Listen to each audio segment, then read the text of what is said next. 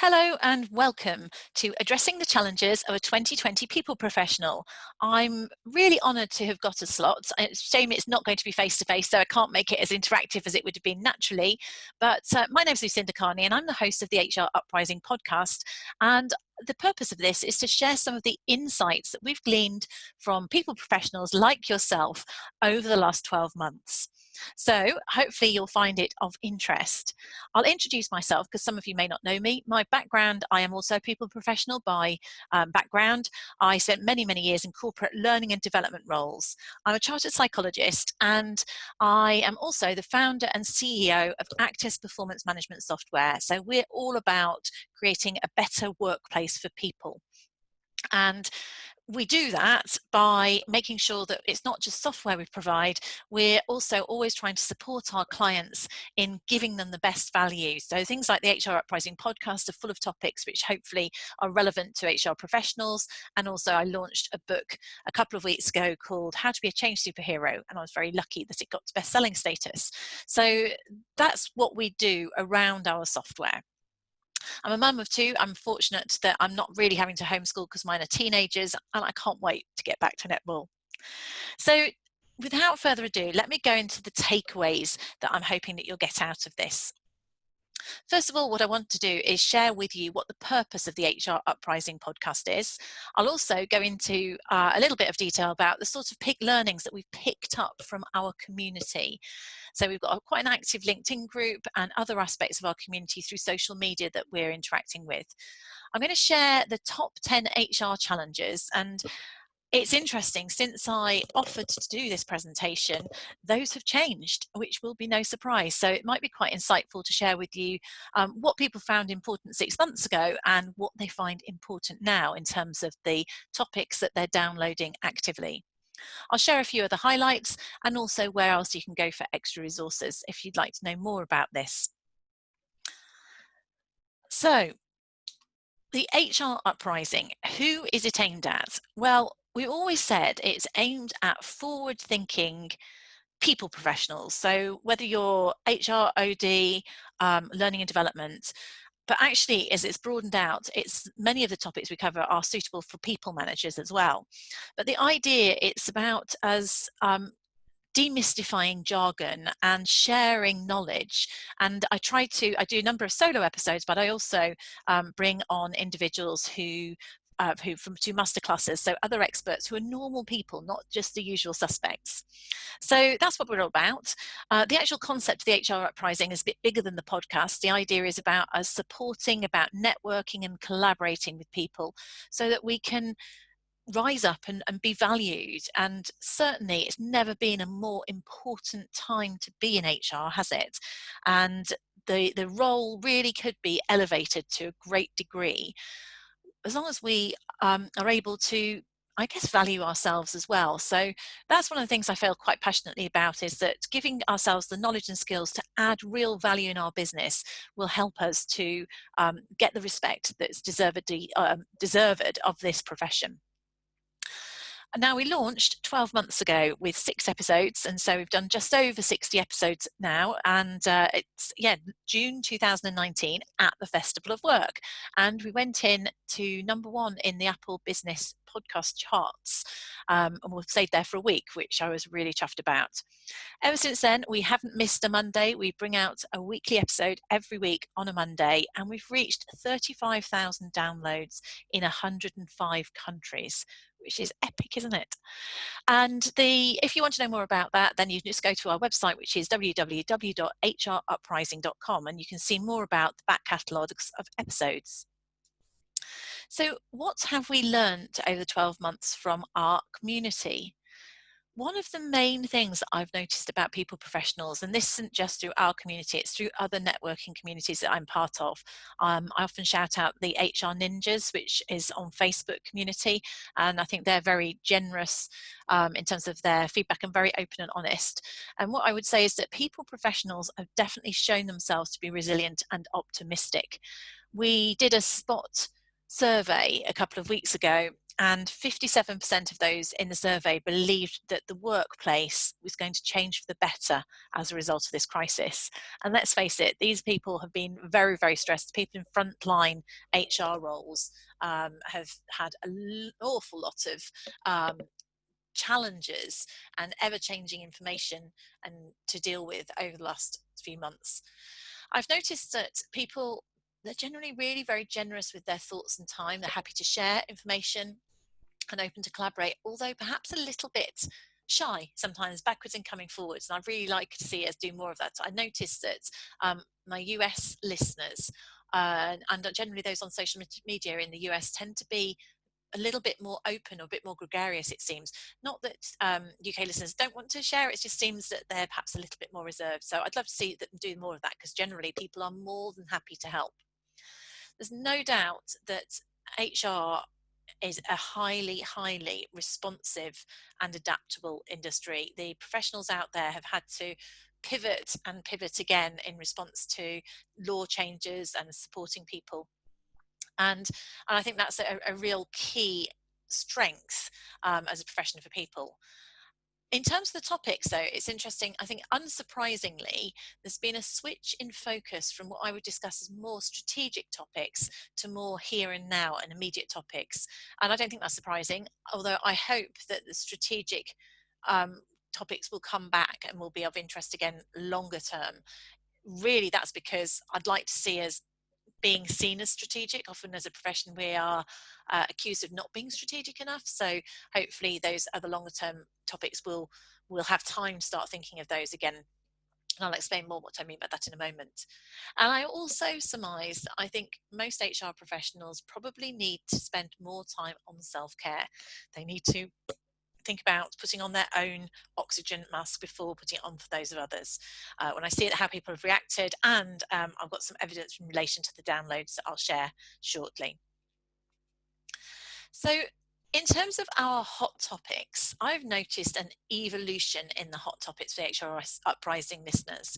6 months ago, the top topics that people would have been looking at: onboarding. Honestly, onboarding, you got loads of people coming to webinars on it. That seemed to be a real pain point for many people professionals. We have both a webinar and a podcast which has 5 different types of onboarding that we discuss, and that's been an incredibly popular one over time, and we had lots of people attending podcasts on a webinar on that during lockdown.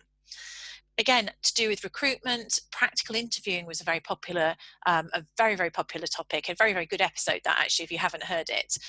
Evidence-based performance management, so people were seeking out, wanting to be more evidence-based. Talent management, more strategic again. And also there's quite a lot of interesting things which were very business-focused topics. So we did one on how to write an HR balanced scorecard, demystifying organizational development. Those have always been quite popular podcasts. And then currently, as in the last 2 to 3 months, the switch has been addressing underperformance. I'll come back to that one. That's currently the top download, and I am intrigued by that, I have to say. Unsurprisingly, we did a fantastic a great colleague came on and did a furloughing episode. Tom did a great job there, demystifying furlough. So obviously that's highly topical and current. So that was a very popular episode. Homeworking, how to homework successfully, how to manage home workers. Again, very logical that these would be popular episodes, also suitable for managers. Communicating change and managing culture. So I can see that actually that's what we're grappling with at the moment, isn't it? There's practicalities of furlough, homeworking, delivering change, and underperformance. Is that a big concern for people at the moment? So it seems. I'm interested if any listeners want to shed light on this for me. So those have been the switch, I guess, into what's been most interest. The most downloaded episodes over the entire of our 35,000 downloads, the most downloaded episodes have been how to address a culture of underperformance. So that's the one I was mentioning earlier. So I was curious as to why that was the case.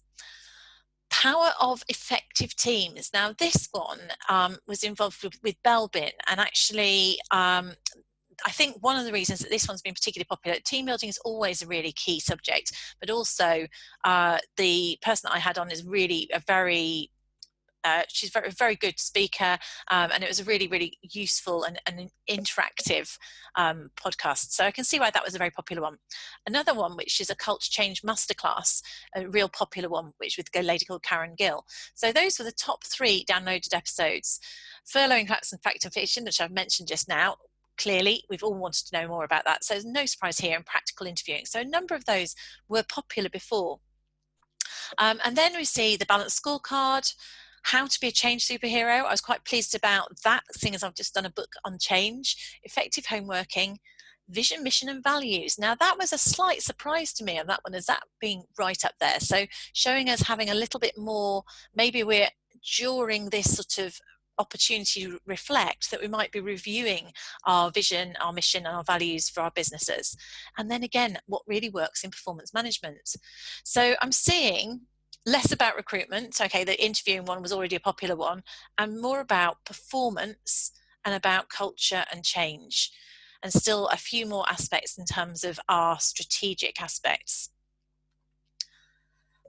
Of the podcasts that were released in the last 3 months, this is really quite interesting because the power of effective teams, practical interviewing, how to build an HR balanced scorecard, how to be a change superhero, and what really works in performance management. Those 5 topics, they were put out in 2019. And what you find is obviously the longer a podcast has been about, as new listeners come on, they will go back to the back catalogue and listen to some of the earlier episodes. So it's less surprising that those would be in the top 5. But how to address a culture of underperformance, culture change masterclass, furloughing facts and fiction, effective homeworking, and vision, mission, and values are all relatively recent. So they've been in 2020 podcasts. So this shows that in fact they've made it into the top 10 of all the downloads, that a very high number of people have picked those to look at in more detail. So what do you think? Do you see there's an issue about underperformance, culture of underperformance? Is there something about the fact that we're working remotely that maybe HR are concerned about people not performing? I've generally seen information out there about people saying that there's been no difference in productivity with people working remotely. So I'm curious as to whether there is this sense of a culture of underperformance, or is it about helping managers to manage better remotely? I'd love to know why that one has shot up, because it was not always number 1. So is that something that you're challenged by at the moment?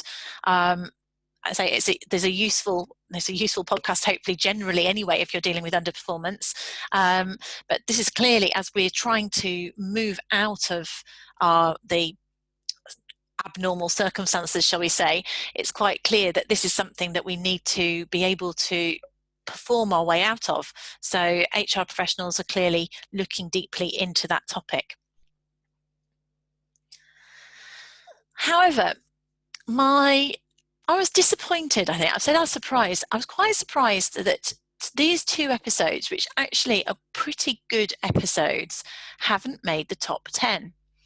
And the 2 I'm picking out are managing stress into productivity and how to prioritize self-care.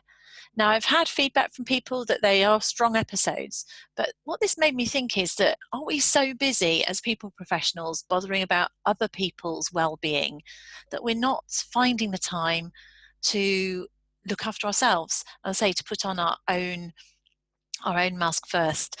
So maybe if you're one of those people and you're thinking, I know I do need to sharpen the saw, I need to actually look after myself, then look up those episodes, because they are about, they're practical. Everything about the HR Uprising, we try really, really hard to make it practical and with takeaways. The prioritizing self-care has got a really nice download. Very often we have resources that you can get from the links from the HR Uprising webpage, and there's a self-care checklist. So there's often resources that support these, and I'm interested that they haven't come higher up, because given the fact that people are stressed, and I know that they're stressed because I'm on communities with HR professionals saying that they're stressed and exhausted, but they're not necessarily prioritizing and investing in their own well-being. So that was my surprise, and if that rings true with you and you are a podcast listener, then I'd recommend those 2 podcasts. Have a listen to those 2 episodes. But now, what are we thinking of doing for the future? So future potential topics that we've had suggested from our community, and again, if you think you're going to if there's a topic that you'd like me to cover, I love it when I've got recommendations. It does take a while now for me to develop these podcasts, so I have to do some decent research into them, but it's really good to know that I'm delivering something that people find of interest. So I think there's going to be something about virtual performance management or managing underperformance, and I'd like to get some feedback from people off the back of this webinar and podcast as to why it is this whole piece of underperformance, why that is so key at the moment. Other topics that have been suggested by listeners are about how do you develop company values. An interesting one, I had to Google this, was about boomerang employees. Now I think there's going to be something about how we move back into recruitment, and will we bring people back in terms of a boomerang employee being somebody who's left the business and then comes back to the business. I want to do one on psychometrics. I've got part way through it, but there's so many out there. I haven't got far enough through to be able to do it justice. Building trust, I thought, would be a useful topic because of this whole remote working piece. We've got to have that culture of trust and focus. And then we've had one, and it was very popular actually, episode where we had a conversation with a CEO about what the CEO wants from HR. And I'm keen to do more of those because I think it's really quite insightful for us to hear what we do that makes value or gives value. So if you've got a CEO who'd like to come on the podcast, do get in touch with me, and I'd be very, very happy to have a conversation with them. It's really helpful to get their perspective, because sometimes they think very differently from HR, and I think the more we understand the mentality of the people that we work with in the C-suite, the better value we're able to provide. So those are topics that are going to come up in the future. I've always said I'll only carry on doing the podcast while it's adding value, but it is still building momentum, I'm pleased to say. So I hope that will continue for the future. In terms of the HR Uprising summary though, I'd like to say, do reach out. Let's help others rise up together. It's a tough time at the moment. We know that HR's never been more essential in business. We need to invest in our own self-development and that of others to keep growing, keep developing, and just to recharge. Podcasts, if you haven't come across them, they are actually a really great way of updating knowledge while multitasking. Now, I mean, I'm bound to say that, but I wasn't really into podcasts until I started doing a podcast, and now I wouldn't be without them. And I'll use it as part, if I go for my walk, exercise and things like that, then obviously you can listen to a podcast at the same time, and I find it's a great way to update that knowledge while you're doing something. So it's a multitasking way of keeping yourself informed. I'd also suggest that if you're not already, I really prompt you to make the most of the communities that are out there on social media. The CIPD communities, less so now on LinkedIn, I think, but it's got some fantastic content on the website, so the new content. Do join us on the HR Uprising LinkedIn community, and I recommend the HR Ninja community on Facebook as well. It's a really, really helpful and constructive community. And in the interest of sharing good practice, I thought I'd share 5 UK, guys, for those of you in the UK, because there's so many, if I could start branching out to this, America, HR related podcasts that we enjoy. So one is a good practice podcast that I'm going to be on shortly, and they're so much fun. I love the fact that they just sound like they're having a great time while they're doing this. That podcast has been around for, I think, 3 years or maybe 4 years, and they're still going strong. And it's a great. They would have a great conversation, great bounce around. I recently discovered Squiggly Careers. That was recommended to someone. That's also really doing very, very well. It's very popular, and that's got a double act on there. And I think I enjoy that. I'm getting into that more and more. Employment Law Matters. This is amazing. This guy is a barrister, Daniel Bartlett. 10 minutes of pure facts in a palatable way. So if you want to stay up to date on employment law, I would highly recommend that one. The Learning and Development Podcast with David James. We both launched our podcast within a week of each other, so I've got to give a shout out to David. And Disruptive HR. I know that brand's been around a long time, and I remember when I started the podcast that actually I think they just had a handful of podcasts, but I've noticed that they've done more recently. They've just relaunched, and they're pretty good, going out talking to people, professionals in organisations who are actually doing disruptive HR. So it's kind of case studies. So definitely worth a listen. So hopefully that might whet your appetite to get into podcasts and support your own self-development a little bit. And just in terms of that, let me close on the links. If you'd like to listen to the HR Uprising, you can download us on any of those different forums here and mediums, iTunes, Spotify, Stitcher, TuneIn, Google Podcasts, and also you can access us on hruprising.com where all the links are. So I hope that was of interest, a little bit of interest to you. Do come and visit us at the virtual stand. Please talk to us on the chat because we don't know you're there unless you do come and talk to us on the chat. And we'll be happy to talk to you about HR Uprising, the podcast, Change, the book. I've got promotions on the book, and also, of course, Actus performance management software. If you want to deliver better virtual people management, which is what it's all going to be about, then how better to do that than to have the structure that virtual software can do to virtual management can be done through software. So you can provide that structure that you might not have when you're working remotely. Please do feel free to link in with me or get in contact, and thank you very much for listening to this webinar.